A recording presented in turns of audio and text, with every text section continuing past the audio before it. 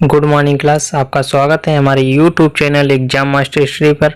मैं सचिन राठौर आपके लिए लेकर आता हूं सुबह 7:30 बजे करंट अफेयर की क्लास, जिसमें मैं आपको बहुत ही मोस्ट इम्पॉर्टेंट क्वेश्चन तथा उनसे जुड़े हुए फैक्ट भी बताता चलता हूं। अगर आपको हमारा ये वीडियो अच्छा लगता है तो प्लीज़ वीडियो को लाइक शेयर अवश्य करें और चैनल पर अगर नए हैं तो चैनल को सब्सक्राइब करें। तो चलिए शुरू करते हैं आज का क्लास। चलिए शुरू करते हैं आज का पहला प्रश्न। आज का पहला क्वेश्चन है, फेसबुक के को फाउंडर मार्क जुकरबर्ग को पीछे छोड़कर कौन दुनिया का तीसरा सबसे अमीर शख्स बन गया है? ऑप्शन ए है Mukesh Ambani, option B Elon Musk, option C Larry Page, option D Gautam Adani. तो इसका राइट आंसर होता है option number B Elon Musk. जानते हैं इनके बारे में। एलन मस्क फेसबुक के को फाउंडर मार्क जुकरबर्ग को पीछे छोड़कर हाल ही में टेक्नोलॉजी एंटरप्रेन्योर एलन मस्क दुनिया के तीसरे सबसे अमीर शख्स बन गए हैं। शेयरों के फॉरवर्ड स्टॉक स्प्लिट के बाद टेस्ला के शेयरों की कीमतें लगातार बढ़ती जा रही हैं। इस वजह से एलन मस्क की संपत्ति मार्क जुकरबर्ग से अधिक हो गई है। तो इसका राइट आंसर होता है option number V Elon Musk. चलते हैं अगले क्वेश्चन पे। क्वेश्चन नंबर 2, रक्षा मंत्रालय ने कितने सैन्य रेजिमेंट के लिए 2580 करोड़ रुपए की लागत से पिनाका रॉकेट लॉन्चर खरीदने के लिए समझौता किया है? यहाँ पे इतना भी याद रखना कि इस रॉकेट का नाम पिनाका रॉकेट लॉन्चर खरीदने के लिए समझौता किया। ऑप्शन ए है 3 सैन्य रेजिमेंट, ऑप्शन बी 6 सैन्य रेजिमेंट, ऑप्शन डी सी 9 सैन्य रेजिमेंट, ऑप्शन डी 12 सैन्य रेजिमेंट। तो इसका राइट आंसर होता है ऑप्शन नंबर बी 6 सैन्य रेजिमेंट। चलिए, भारत के रक्षा मंत्रालय ने हाल ही में 6 सैन्य रेजिमेंट के लिए 2580 रुपये की लागत से पिनाका रॉकेट लॉन्चर खरीदने के लिए 2 अग्रणी घरेलू रक्षा कंपनियों टाटा पावर कंपनी लिमिटेड, इसका शॉर्ट फॉर्म है TPCL, और लार्सन एंड टूब्रो L&T के साथ समझौता किया है। साथ ही भारत अर्थ मूवर्स लिमिटेड को भी इस डील का हिस्सा बनाया गया है। चलते हैं नेक्स्ट क्वेश्चन नंबर 3 पे। स्कॉटलैंड में टेसल प्रजाति की भेड़ सबसे अधिक कितने करोड़ रुपए में बिकी है? इस डील के बाद वह भेड़ दुनिया की सबसे महंगी भेड़ बन गई है। ऑप्शन ए 1.5 करोड़ रुपए, ऑप्शन बी 2.5 करोड़ रुपए, ऑप्शन सी 3.5 करोड़ रुपए, ऑप्शन डी 4.5 करोड़ रुपए। तो इसका राइट आंसर होता है ऑप्शन नंबर सी 3.5 करोड़ रुपए। चलिए जानते हैं इसके बारे में। स्कॉटलैंड में टेसल प्रजाति की भेड़ सबसे अधिक 3.5 करोड़ रुपए में बिकी है। ये कहाँ पे पाई जाती है? ये स्कॉटलैंड में है और इसकी प्रजाति का नाम टेक्सल है। तो इसको याद रखना। इस डील के बाद वह भेड़ दुनिया की सबसे महंगी भेड़ बन गई है। नीलामी में बिक्री इस भेड़ की शुरुआत की कीमत $10,500 से धीरे धीरे बढ़ते हुए $4,90,651 में यानी 3.5 करोड़ रुपए तक पहुंच गई।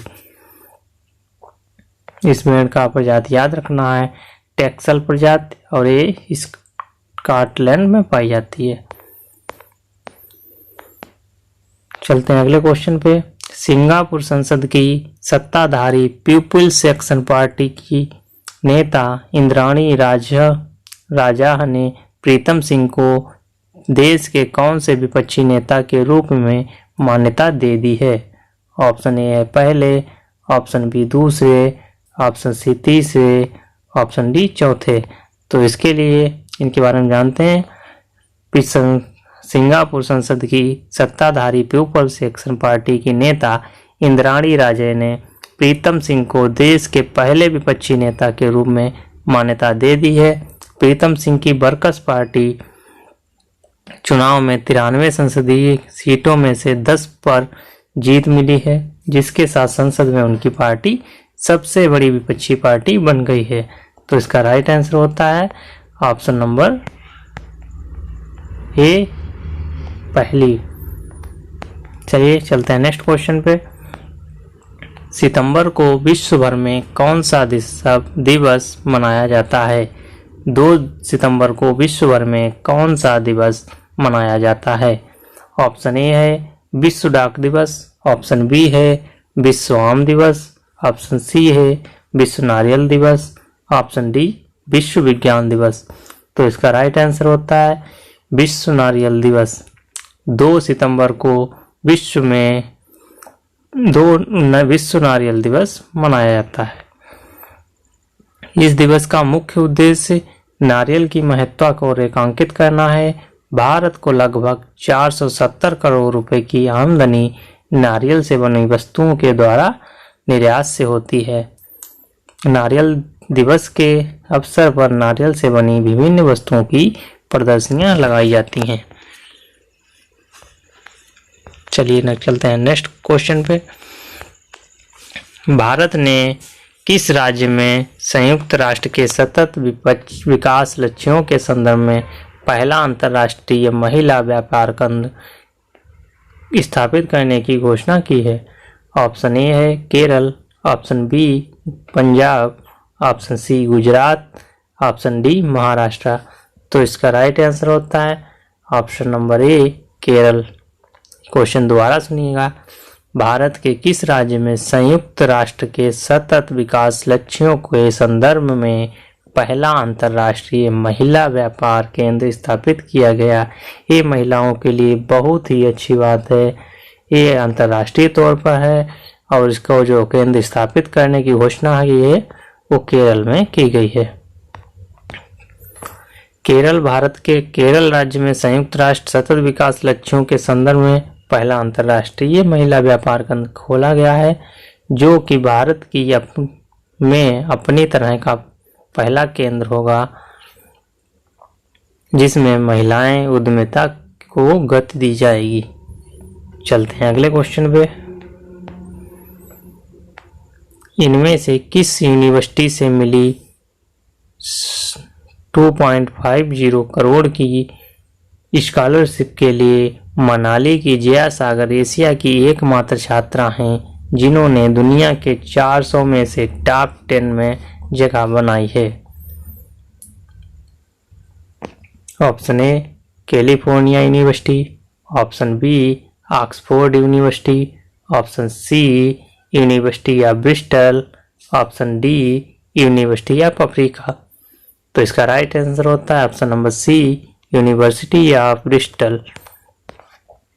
यूनिवर्सिटी ऑफ ब्रिस्टल से मिली 2.5 करोड़ रुपए की स्कॉलरशिप के लिए मनाली की जया सागर एशिया की एकमात्र छात्रा हैं जिन्होंने दुनिया के 400 आवेदनकर्ताओं में से टॉप 10 में जगह बनाई है।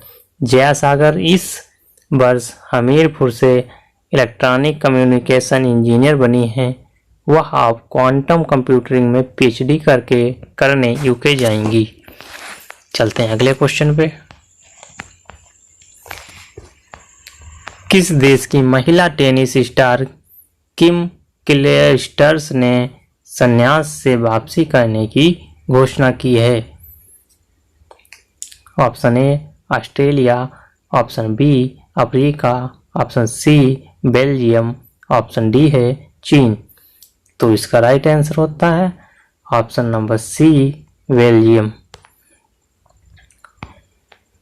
बेल्जियम की महिला टेनिस स्टार किम क्लियस्टर्स ने संन्यास से वापसी करने की घोषणा की है।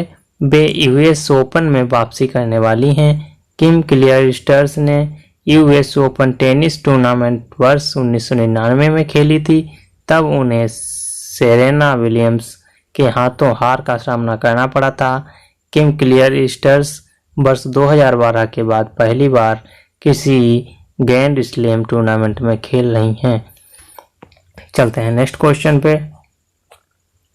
अगला क्वेश्चन है क्वेश्चन नंबर 9। भारत के किस पड़ोसी देश ने पूर्व राष्ट्रपति प्रणब मुखर्जी के निधन पर एक दिन के लिए राष्ट्रीय शोक का ऐलान किया है? Option A Bhutan, option B Nepal, option C Bangladesh, option D Afghanistan. तो इसको क्वेश्चन को दोबारा सुनिएगा, बहुत ही अच्छा क्वेश्चन है। भारत के किस पड़ोसी देश ने पूर्व राष्ट्रपति प्रणब मुखर्जी के निधन पर एक दिन के लिए राष्ट्रीय शोक का ऐलान किया है? अभी पूर्व राष्ट्रपति प्रणब मुखर्जी का 31 अगस्त को निधन हो गया है।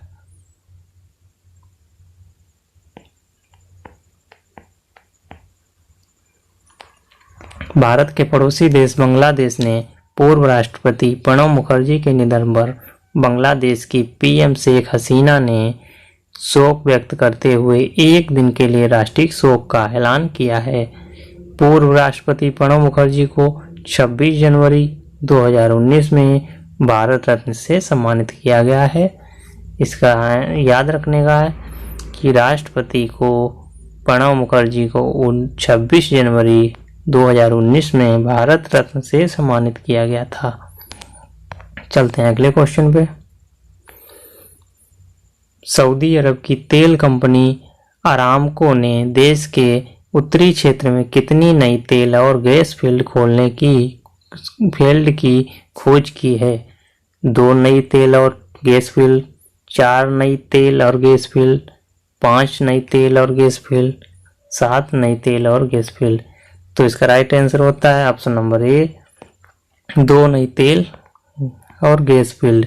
सऊदी अरब की तेल कंपनी अरामको ने देश के उत्तरी क्षेत्र में 2 नई तेल और गैस फील्ड की खोज की है।